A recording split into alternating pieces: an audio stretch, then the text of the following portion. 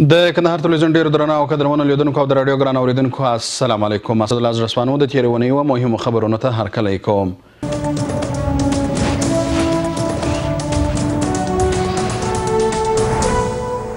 په کندهار کې اصلاح سوي تخمونه تولیدیږي.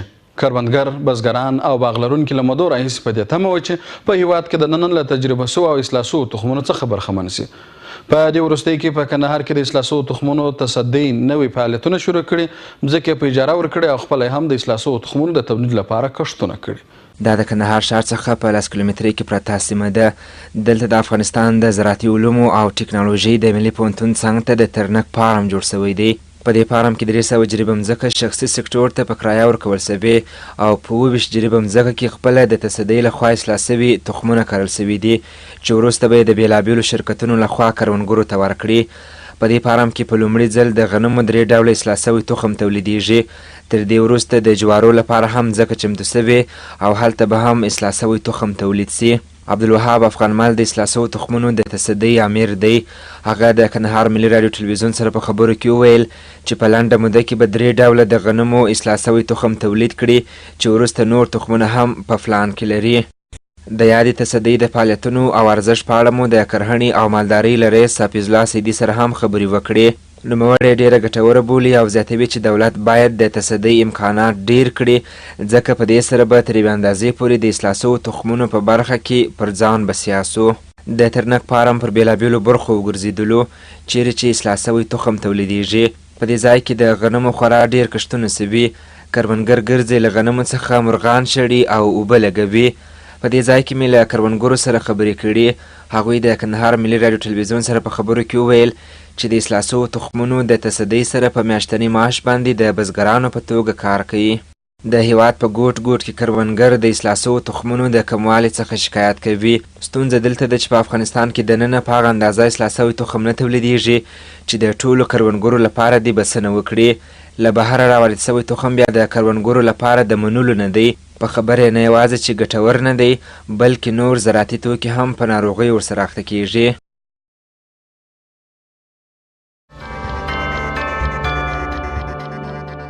اوس هم د یکشنبې د ورځې مهم خبرونه.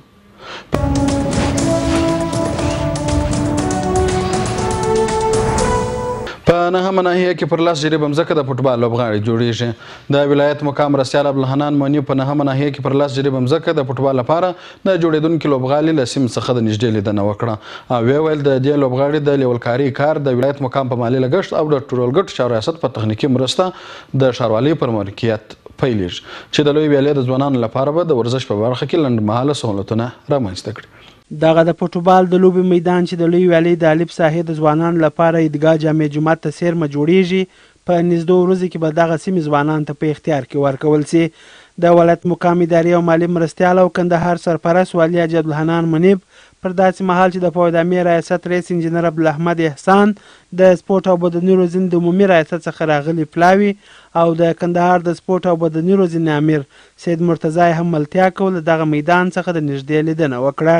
د ولایت مقام مرستیال او کندهار سرپرست والي وویل ولایت مقام هڅه کوي چې د سټنډر لوبغالي ترڅنګ د کندهار د ځوانانو لپاره په بېلابېلو ځایونو کې موقتي سپورتي میدانونه جوړ کړي چې پر اساس به یې ځوانان وتوانیږي د زده کړو ترڅنګ خپل د کرکټ او فوټبال لوبې په دغسې کوچنیو میدانونو کې ترسره کړي چې د یوې خوا به دوی لپاره سالم مصروفیت وي او له بلې خوا به ځوانان صحتمند د جرمونو خلاص او د مخالفینو د لیکو څخه راګرځېدلي وي. د ولایت مقام سرپرست والي د پوهدامي رئیس ته سپارښتنه وکړه چې سر د سبا څخه دغه میدان د لیولکاري کارونه ترسره کړي تر څو ځوانانو ته په اختیار کې ورکړي. د ولایت مقام مرستیال او کندهار سرپرست والي وویل په پام کې د کوتل مرچې ته څیرمه د ښاروالۍ ریاست پر 10 جریبه مځکه د لوبو یو غټ کمپلیکس هم جوړ سي.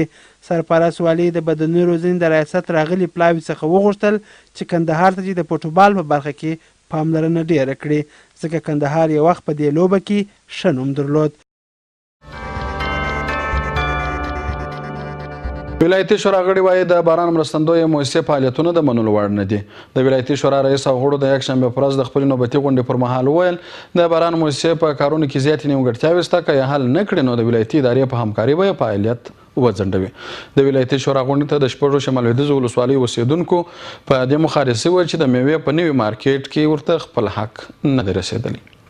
د ولایتي شورا د یکشنبې نوبتي غونډه چې د شورا د رئیس حاجي سیجان خاکریزوال په مشرۍ جوړه سوې وه پر مهال نورو غړو هم ګډون کړی و. د دې غونډې پر مهال د اجنډا شموله موضوعاتو سربیره د خلکو پر یو شمېر شکایتونه هم خبرې وسوې. په یاده غونډه کې د باران مرستندویه موسسې پر کارونو او فعالیتونو نیوکه وسوه. د ولایتي شورا رئیس او غړي وایي باران موسسه نه یوازې دا چې په ټیټ کیفیت او کم اندازه روغتیایي مرکزونو ته درمل ورکوي، ترڅنګ یې په روغتیایي برخه کې د سیمې خلکو ته کاري فرصت هم نه ورکوي. د شورا غړي نعمت الله خان شردلی وایي که چیرې یاده موسسه تر ټاکلې مودې په خپلو کارونو کې اصلاحات رانولي، د ولایتي ادارې په همکارۍ به یې فعالیت وځنډوي. د ولایتي شورا دې غونډې ته د شپږو شمال لویدیځو ولسوالیو اوسېدونکي په دې مخالف سوي وه چې د میوې په نوي تجارتي مارکیټ کې ورته د دوکانونو اصلي حق نه دی رسېدلی. د شورا غړي وایي چې د یادو کسانو ستونزه به د کندهار ښاروال سره شریکه کړي ترڅو یوه مناسبه حل لار ورته پیدا کړي. پاته دې نه وي چې د شورا په دې غونډه کې د خلکو پر یو شمېر ستونزو او ورځپاڼو باندې هم بحث وسو او د حل په موخه اړوند ادارو ته راجع سوې.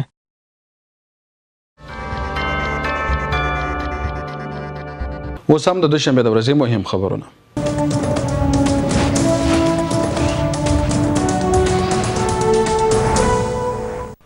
ولایتي اداره په ارغسان ولسوالۍ کې د پوهنې ستونزې جدي څاري.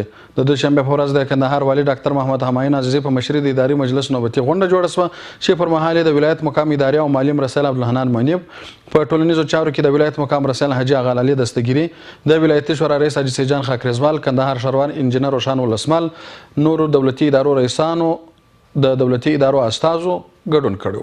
په غونډه کې د ښاروالۍ د روانو پروژو ترڅنګ د ارغسان ولسوالۍ د پوهنې پر بهیر او یو شمېر نورو مهم موضوعات هم خبرې وسوې. د اداري مجلس په پیل کې د کندهار ښاروال انجینر روشان ولسمل د ښاروالۍ د روانو پروژو او فعالیتونو په اړه معلومات وړاندې کړل. نوموړي د خپلو خبرو په پیل کې وویل چې د احمدشاهي جادې د روانې پروژې چارې 90% بشپړه سوي او په لنډه موده کې به یې ټولې چارې بشپړه سي.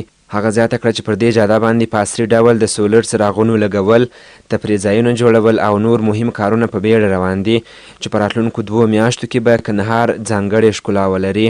ښاغلي ولسمل د حبیبي واټ د استملاک او هلته د روانې پروژې په اړه هم خبرې وکړې. هغه زیاته کړه چې په بېلابېلو ناحیو کې د چریو او پیاده روونو د جوړېدو کار هم روان دی. ښاغلي ولسمل د خپلو خبرو په دوام وویل چې راتلونکې اونۍ په میرویس مینه کې هم د 4 کیلومتره سړک د جوړېدو کار شروع کیږي. کندهار والي ډاکټر محمد همایون عزیزي د ښاروالۍ فعالیتونه وستایل او کندهار ښاروال ته یې د لا زیاتو بریالیتوبونو غوښتنه وکړه. نوموړي یادونه وکړه چې د ښاروالۍ دا ډول فعالیتونه به په راتلونکو 2 کلونو کې کندهار ښار ته جلا ښکلا ورکړي. د عامې روغتیا رئیس ډاکټر محمد عظیم زمریال وویل چې د ښار څخه یې په ټنونو تر وخته درمل او خوراکي توکي راټول کړي چې په روانه اونۍ کې به یې وسوځي.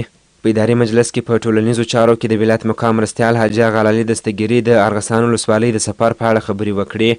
نوموړي زیاته کړه چې په دې ولسوالۍ کې خلکو د نورو ستونزو ترڅنګ د پوهنې ستونزې درلودې او هم یې هلته د ارغسان بند د جوړېدو غوښتنه کول.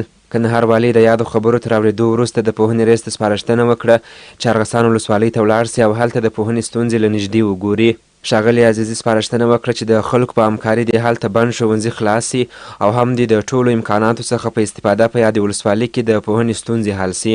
د اداري مجلس په غونډه کې پر یو شمېر مهمو قراردادونو هم خبرې وسوې. هغه چې د اداري مجلس غړو ته د منلو ومنل سوه او هغه چې د منلو نه وه د اداري مجلس د غړو لخوا رد سول.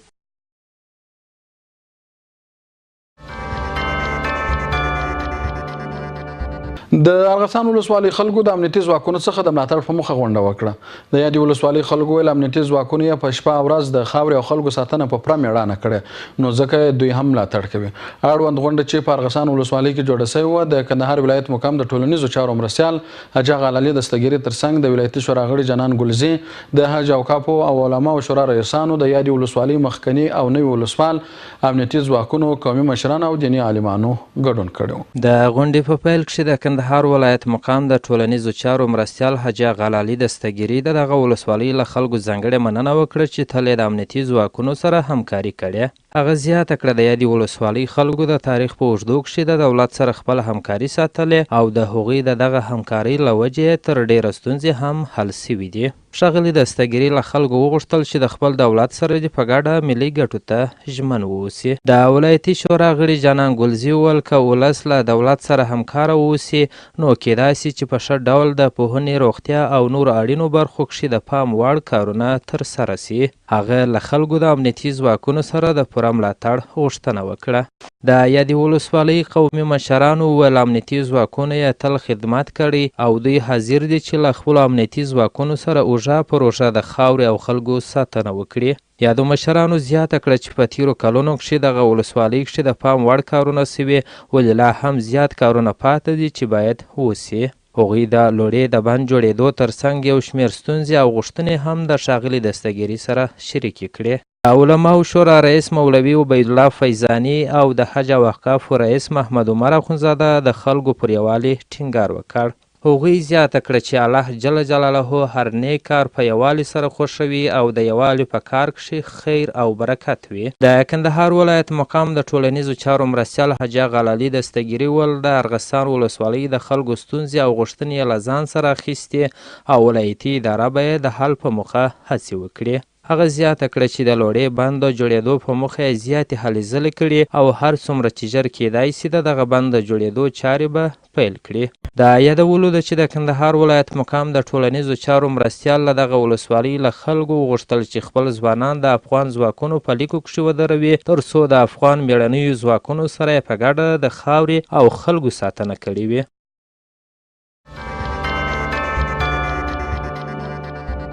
اوس هم د سې شنبې د ورځې مهم خبرونه.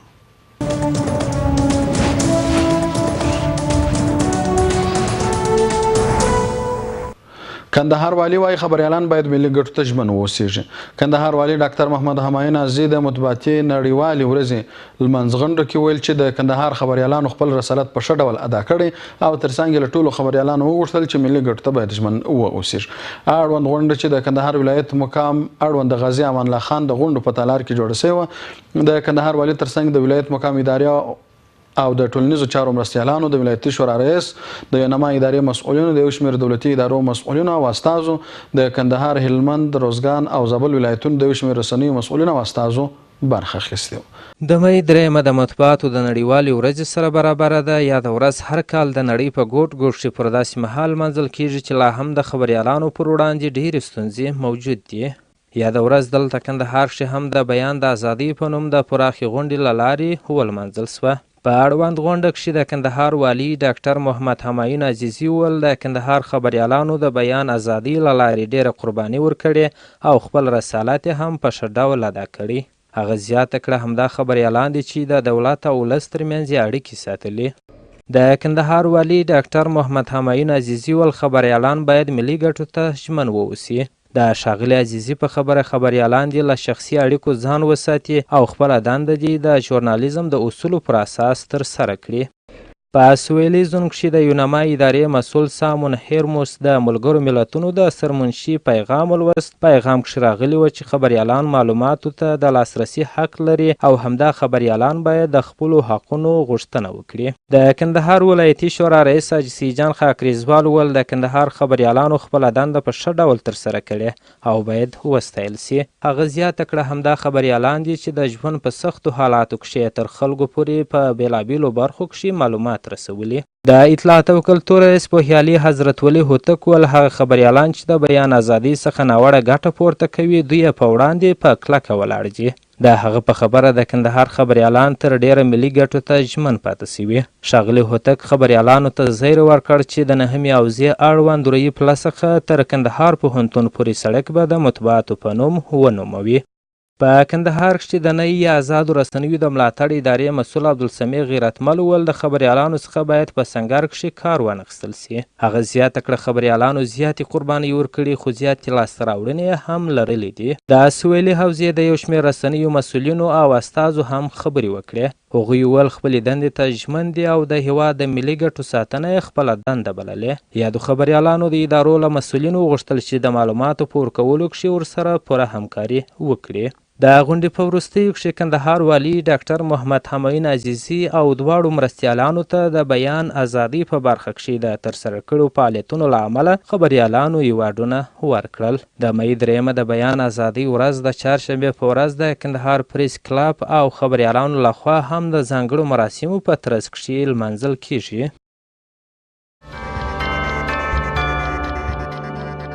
اوس هم د چهارشنبې د ورځې مهم خبرونه.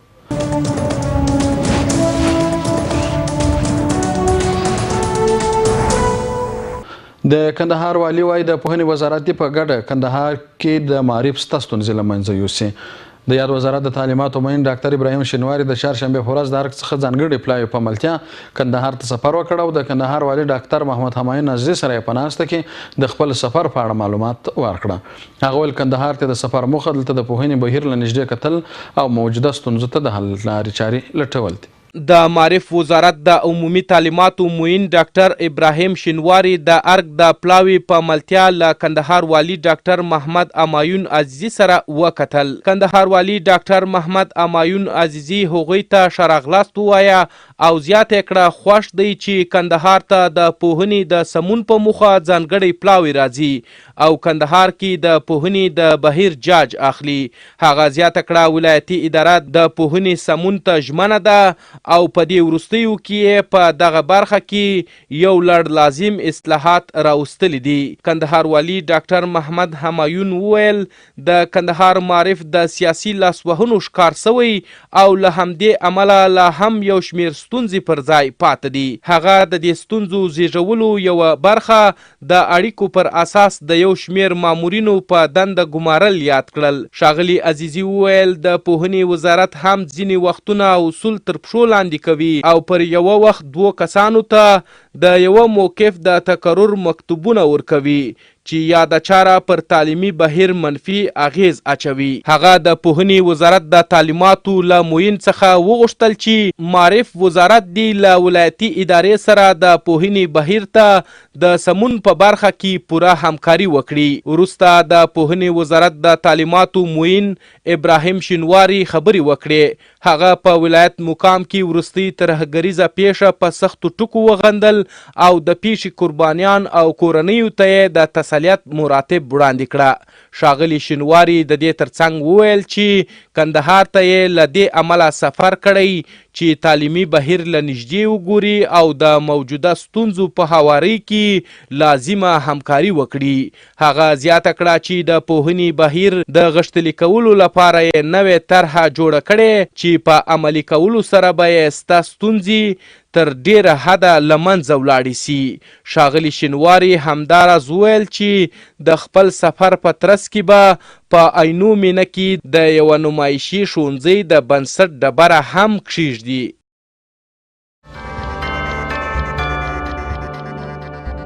د کندهار خبریالان وایي د ادارو مسؤلین دي د معلوماتو په برخه کې ورسره پوره همکاري وکړي.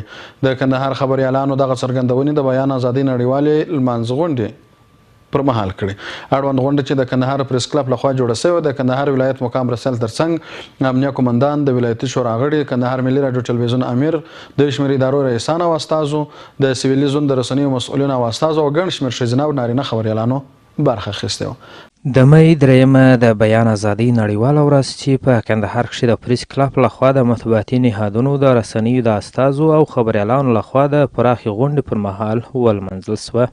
دغې غونډې ته د کندهار ولایت مقام مرستیال عبدالحنان منیب ترڅنګ د کندهار امنیه قومندان لوی پاسوال عبدالرزیق د ولایتي شورا غړي عطاالله عطا د کندهار راډیو ټلوېزیون امیر نورالله نوري د بېلابېلو دولتي ادارو رئیسان او استازي د مدني او فرهنګي ټولنو غړي هم ورغلي وه. لومړی د کندهار پریس کلب رئیس جاوید احمد تنویر خبرې وکړې او د خبریالانو ستونزې او فعالیتونو په اړه معلومات وړاندې کړه.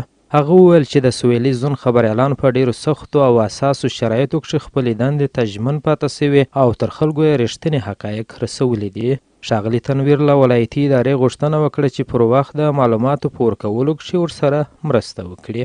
په کندهار کښې د نوي آزادو رسنیو د ملاتړ ادارې مسؤل عبدالسمیع غیرتمل وویل چې د خبریالانو لپاره د معلوماتو ترلاسه کولو په برخه کښې یو شمېر ستونزې موجود دي چې ولایتي اداره دې په دې برخه کښې ورسره همکاري وکړي. هغه زیاته کړه یو شمېر کړۍ د خبریالانو ترمنځ نفاق ته لمن وهي چې دوی ورته په هیڅ صورت اجازه نه ورکوي. د کندهار مرستیال والي عبدالحنان منیب وویل ولایتي اداره په تمامه معنا د خبریالانو سره همکاره ده او تل یې ملاتړ کوي. هغه له خبریالانو وغوښتل چې ملي ګټو ته باید ژمن واوسي. ښاغلي منیب زیاته کړه چې تل د ادارو مسؤلینو ته د خبریالانو سره د معلوماتو شریکولو په برخه کښې سپارښتنې کړي او دغه چاره به نوره هم وڅاري. د کندهار امنیه قومندان لوی پاسوال عبدالرازق چې د خبریالانو لخوا د زړور جنرال ایوارډ هم ورکړل سو خبرو کښې وویل چې د دې ترڅنګ خبریالانو ته پر وخت معلومات ورکولو ته ژمن دي. زیاته یې کړه د یو شمېر کسانو لخوا هڅې پیل سوي چې د نوې لسیزې توره دوره بیا تکرار کړي، له خلکو د بیان ازادي حق واخلي او خبریالان وګواښي چې دا شم ارمان به هیڅکله پوره نه کړي. امنیه قومندان خبریالانو ته زیری ورکړ چې نږدې راتلونکي کښې به عینو مینه کښې د پریس کلب لپاره ودانۍ په اساسي ډول په خپل مالي لګښت جوړه کړي. د اطلاعات او کلتور رئیس پوهیالي حضرت ولي هوتک بیا د خبرو پر مهال وویل چې د کندهار رسنیو د ټولنیزو اړیکو په برخه کښې رغنده رول لوبولی. د ښاغلي هوتک په خبره د بیان ازادي ټاکلي حدود لري او هیڅ یو رسنۍ ته به اجازه ورنکړي چې د بیان د ازادۍ له نوم څخه ناوړه ګټه واخلي. د کندهار ولایتي شورا غړي عطاالله عطا وویل چې د کندهار خبریالان خپلې دندې ته ژمن پاته سوي او تر ډیره د خلکو باور هم په لاس راوړي. هغه د ولایتي شورا په نمایندګۍ د خبریالانو سره د هر اړخیزه همکاریو ډاډ ورکړ. په پروګرام کښې د نوې آزادو رسنیو د ملاتړ ادارې لخوا د کلید راډیو هغه خبریال ده چې په دې وروستیو کښې د هیواد په سطحه د غوره ویان دوهم مقام خپل کړی ستاینلیک ورکړ. د پریس کلب لخوا د کندهار ولایت مقام مرستیال امنیه قومندان او یو شمېر خبریالانو لپاره غوره سوي ایوارډونه او ستاینلیکونه هم هغوی ته ورکړل سوه. د بیان ازادي د ورځې په ویاړ د کندهار ملي راډیو ټلوېزیون امیر نورالله نوري او یو شمېر رسنیو مسؤلینو ته چې په خپله برخه کښې ښه رسالت ادا کړي په ستاینلیکونو وویاړل.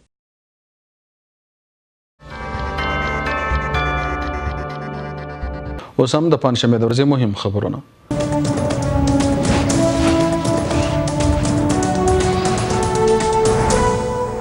کندهار والي وایي د دولتي خدماتو په اړه خلکو ته معلومات ورکول د هغوی حق دی.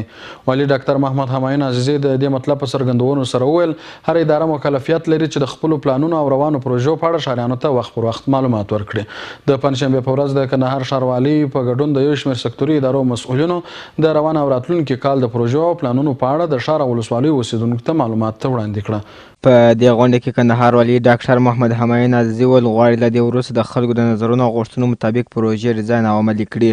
ښاغلي عزیزي وویل د ولس په مشارکت ولایتي اداره کولی شي بریالیتوب ترلاسه کړي او ولس هم پر ولایتي ادارې حق لري چې وخت پر وخت د سکتوري ادارو د روانو پروژو او راتلونکو پلانونو په اړه معلومات ورکړي.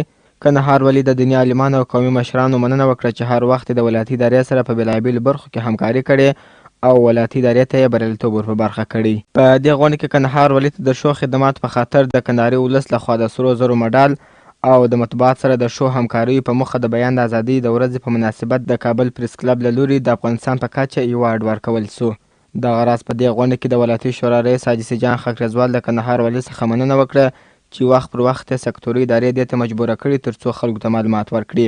ښاغلي خاکریزوال د ګډونوالو غوښتل هغه وعدې چې د سکتوري ادارو مسؤلین ورسره کوي تعقیب کړي او د نه عملي کېدو په صورت کې شکایت ولایت مقام ته وړاندې کړي. تر وینا وروسته کندهار ښاروال د اقتصاد، کلیو پراختیا، ښاري پراختیا او زراعت ریاستونو رئیسانو په ښار او ولسوالۍ کې د خپلو روانو راتلونکو پروژو په اړه د غونډې د ګډونوال سره د پروجیکټر پر پرده معلومات شریک کړه. دغه راز د ولسوالۍ اوسېدونکو هم خپلې غوښتنې د سکتوري ادارو له مسؤلینو سره شریکې کړې او په ولسوالۍ کې د متوازن پرمختیایي چارو غوښتنه وکړه. د غونډې په وروستیو کې د ولایت مقام د ټولنیزو چارو مرستیال حاجي غلالي دستګیري وویل کوښښ کوي چې په تدریجي ډول د ښار او ولسوالۍ د اوسېدونکو ستونزې حل کړي. ښاغلي دستګیري وویل د روان کال د پروژو د عملي کېدو ترڅنګ ولایتي ادارې د راتلونکي کال لپاره یو جامع پرمختیایي پلان ترتیب کړی چې د عملي کېدو په موخه به یې مرکزي ادارې ته واستوي. له دې وړاندې هم د کندهار والي په مشرۍ د حساب ورکولو بورډ په څو ځله د سکتوري ادارو مسؤلین راغوښتي او خلکو ته د خپلو ادارو په اړه معلومات وړاندې کړي دي. ولایتي شورا وایي د پوهنې په برخه کې ستا ستونزې د حل په موخه دې بنیادي کارونه ترسره سي. د پوهنې وزارت د عمومي تعلیماتو معین د پنجشنبې په ورځ د ولایتي شورا له رئیس او غړو سره وکتل. له هغوی سره د پوهنې په برخه کې ستونزو د حل پر لارو چارو خبرې کړې دي. د پوهنې وزارت د عمومي تعلیماتو معین د پنجشنبې په ورځ د ولایتي شورا له غړو سره لیدنه کښې د شورا د همکارۍ غوښتنه وکړه. د پوهنې وزارت د عمومي تعلیماتو معین ډاکټر محمد ابراهیم شینواري وویل کندهار ته د سفر موخه د پوهنې په برخه کښې د اصلاحاتو راوستل دي. هغه په دغه برخه کښې د مشرانو او کندهاري ولس همکاري اړینه وبله. د ولایتي شورا رئیس حاجي سیدجان خاکریزوال او غړو وویل چې د پوهنې په برخه کښې ستونزې له ډېره وخته موجود وي خو د څو میاشتو راهیستې ورځ تر بلې مخ پر زیاتېدو دي. ښاغلي خاکریزوال وویل د مرکزي ادارې لخوا تش په نوم هیات رالیږل په ولسوالیو کښې بند ښوونځي په لیرو پرتو سیمو کښې د خیالي ښوونکو شتون هم د پوهنې بهیر ټکنی کړی. د ولایتي شورا رئیس وویل ولایتي شورا د پوهنې وزارت سره په تمامه معنا همکاره ده او له راغلي معین څخه په یادو برخو کښې د جدي اقداماتو غوښتنه وکړه. د پوهنې وزارت د عمومي تعلیماتو معین ډاکټر محمد ابراهیم شینواري د کندهار ملي راډیو ټلوېزیون سره خبرو کښې وویل چې د ولایتي شورا غړو ورته د خبرو او بحث وروسته د هر اړخیزه همکارۍ ډاډ ورکړ. هغه زیاته کړه هغه ستونزې چې ولایتي ادارې ولایتي شورا او خلکو ورته د پوهنې په برخه کښې په ګوته کړي دوی به د حل په موخه کوټلي ګامونه واخلي. د پوهنې وزارت د عمومي تعلیماتو معین ډاکټر محمد ابراهیم شینواري وویل تر هر څه لومړی به د کندهار د پوهنې ریاست په اداري برخه کښې سته ستونزې د کندهاري مشرانو په همکارۍ حل کړي.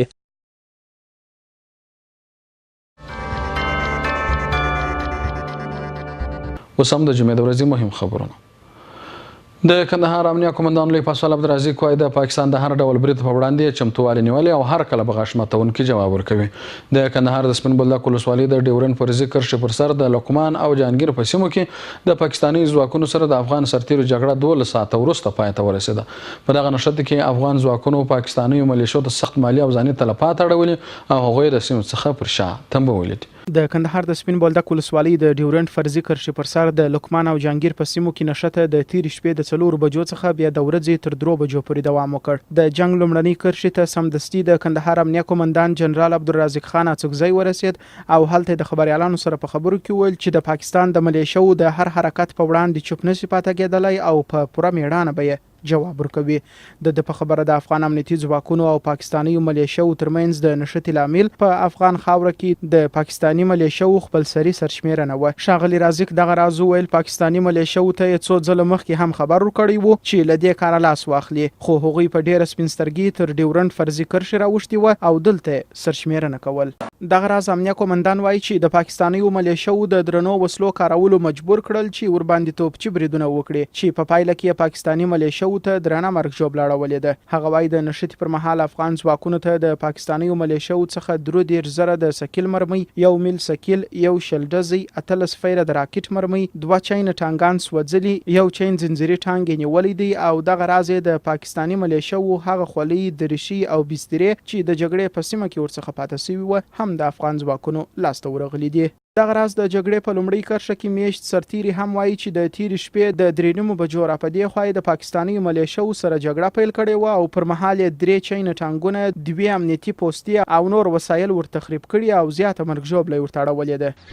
افغان لوري ته د ډیورنډ فرضي کرښې پر سر پراته میشت شاوخوا 1000 کورنۍ بېځایه سوي دي او همداراز دغه بېځایه سوي کسان وایي چې د هر یرغلګر په وړاندې هر ډول مقاومت ته تیار دي او غواړي په سر او مال ورسره وجنګیږي. باید وویل سي چې د افغان او پاکستاني ځواکونو ترمنځ ټوله 12 ساعته جګړه سوې چې پر مهال یې 9 پاکستاني پوځیان وژل سوي او 40 نور ټپیان سوي او دې غاړې ته 4 پولیس او 1 ښځه شهیدان سوي او 19 نور چې 14 سرحدي پولیس او پاتې ملکیان دي ټپیان سوي. د جنرال عبدالرزاق په وینا د سرتیرو ټپونه سطحي دي او یو شمېر یې تر لومړنۍ درملنې وروسته رخصت کړل سوي دي.